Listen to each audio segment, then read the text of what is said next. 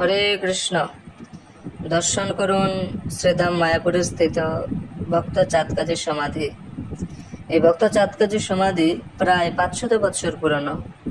পৃথিবীর বিভিন্ন প্রান্ত থেকে গৌর ভক্তগণ এই স্থান দর্শন করতে আসেন। চৈতন্য মহাপ্রভু যখন সমস্ত পৃথিবী জুড়ে হরিনাম সংকীর্তনের প্রচার করছিলেন, তখন নবদ্বীপের কিছু তথাকথিত ব্রাহ্মণেরা এই হরিনাম সংকীর্তনের প্রতি ঈর্ষান্বিত হয়ে এই হরিনাম সংকীর্তনকে বন্ধ করার জন্য তখনকার শাসক চাঁদকাজির কাছে নালিশ জানান।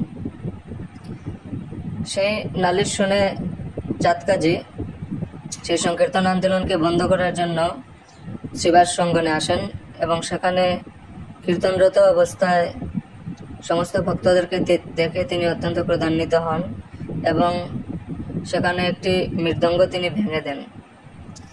এই মৃদঙ্গ ভাঙার খবর যখন চৈতন্য মহাপ্রভু শোনেন, চৈতন্য মহাপ্রভু অত্যন্ত ক্রোধিত হন এবং তিনি সমস্ত ভক্তদেরকে এক জায়গায় হতে বলেন। বিভিন্ন জায়গার ভক্তরা তখন নবদ্বীপে এসেছিলেন এবং চৈতন্য মহাপ্রভু সমস্ত ভক্তদেরকে এক হওয়ার পর বিভিন্ন বিভাগে ভাগ করে দেন। অনেকগুলা দল সেখানে চৈতন্য মহাপ্রভু তৈরি করেন এবং সবাইকে সাথে নিয়ে চৈতন্য মহাপ্রভু কীর্তন সহযোগে চাঁদকাজির বাড়ির দিকে রওনা দেন।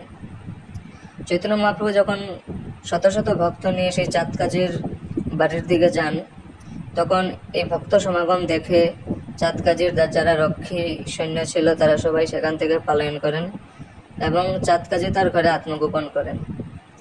চৈতন্য মহাপ্রভু যখন তার কাছে যান, তখন ভক্ত চাঁদকাজির সাথে চৈতন্য মহাপ্রভুর বিভিন্ন শাস্ত্র, পুরাণ ইত্যাদি নিয়ে আলোচনা হয়।